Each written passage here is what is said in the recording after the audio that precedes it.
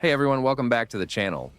Today we're diving into one of the most explosive action comedies of the 2000s, Mr. and Mrs. Smith, starring Brad Pitt and Angelina Jolie. This 2005 film, directed by Doug Liman, gives us romance, deception, and enough gunfire to level a small city. If you enjoy this recap, don't forget to like, subscribe, and check out our channel for more movie and TV show recaps. Now, let's get into it. Mr. and Mrs. Smith. Our story begins in a rather unusual way, with John and Jane Smith sitting in a marriage counselor's office. They're clearly uncomfortable, giving bland, rehearsed answers about their relationship. When asked how long they've been married, they both hesitate before answering 5 or 6 years. This awkward opening immediately tells us something is very wrong with this marriage. The film then flashes back to show us how they met. 6 years earlier, both John and Jane find themselves in Bogota, Colombia. They're both trying to avoid local authorities, and through a series of coincidences, they end up sharing a night together, hiding from trouble.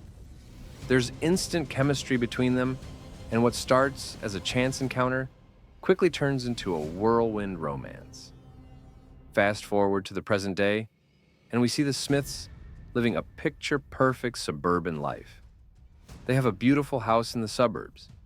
They throw dinner parties, and from the outside, everything looks ideal. But beneath this facade, their marriage has become stale and routine. They barely communicate. They eat dinner in silence, and there's a palpable distance between them.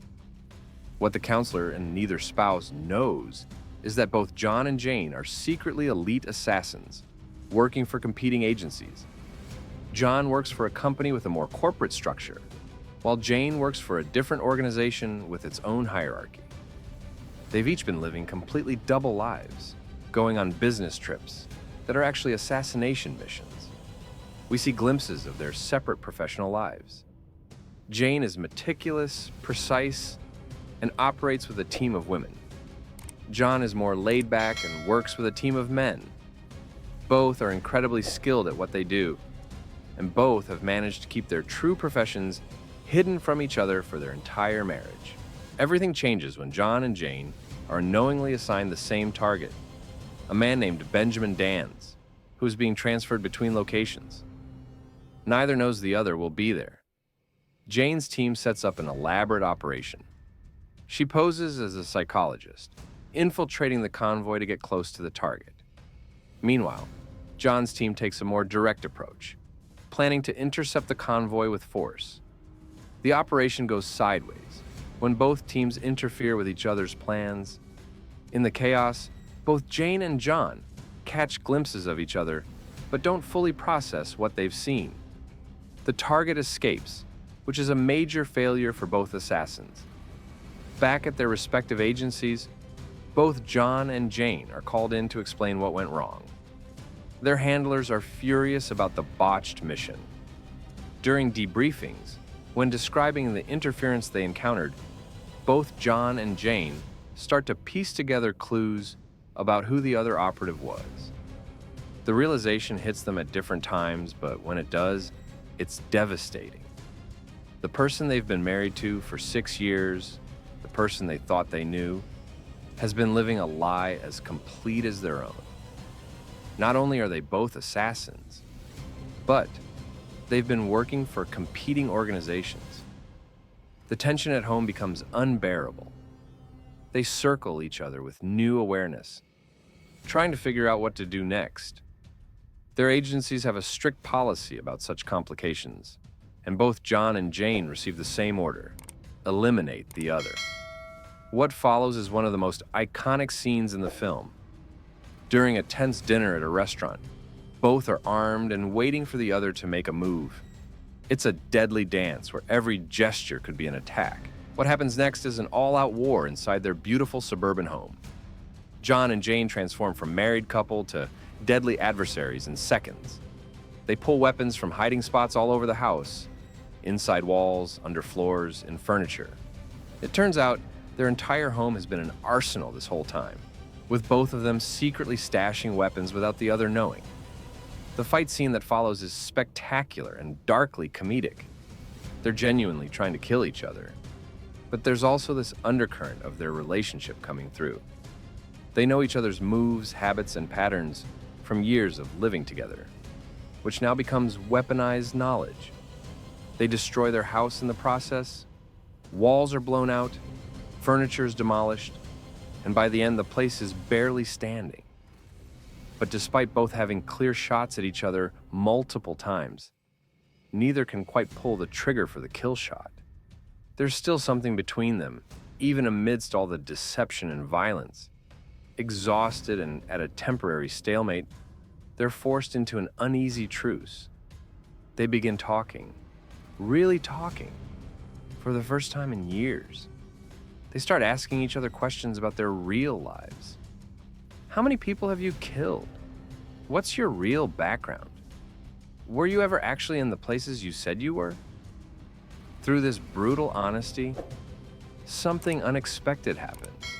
They start reconnecting. The passion and excitement that brought them together in Bogota starts to resurface. They realize that the boredom in their marriage came from hiding who they really were. Now, with everything exposed, there's an authenticity they never had before. But their moment of reconciliation is interrupted when they realize both of their agencies want them dead now. They've become liabilities, and kill teams are being sent after both of them. John and Jane make their decision. They're going to fight together. If they're going to die, at least it'll be on their own terms, side by side. They begin working as a team, combining their skills and resources. Jane's precision and planning mesh with John's improvisation and firepower. They pool their weapons and intelligence to figure out who's after them and why. They realize that the key to everything is Benjamin Danz, the target they both failed to kill. He's not just a random target. He's holding information that multiple organizations once suppressed. If John and Jane can get to him first, they might have leverage to save their lives.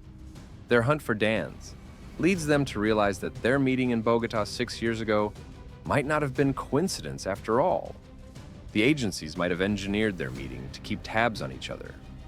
Their entire marriage might have started as a setup. But rather than letting this revelation destroy them, it strengthens their resolve.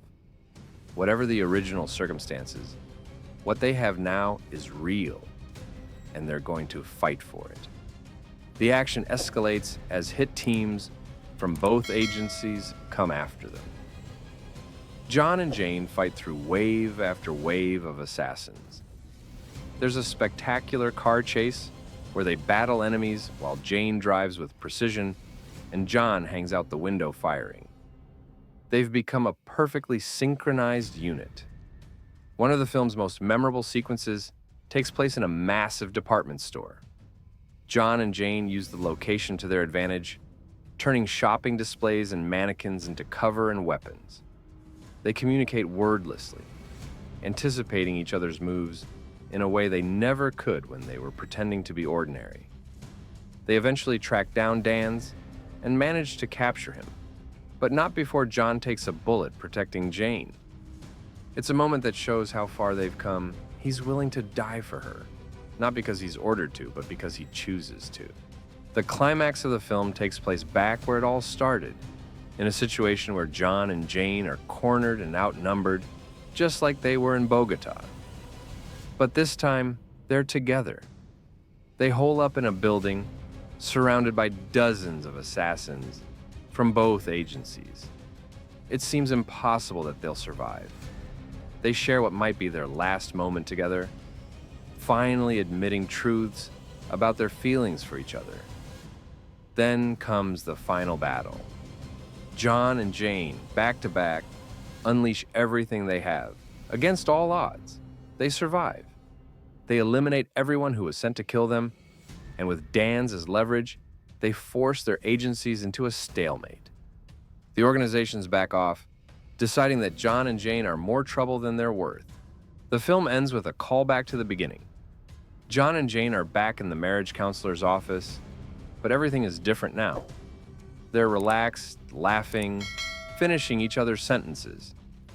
The counselor asks how things are going, and they describe a relationship that's exciting, passionate, and honest. When asked the same question about how long they've been married, they now answer in perfect unison and with confidence.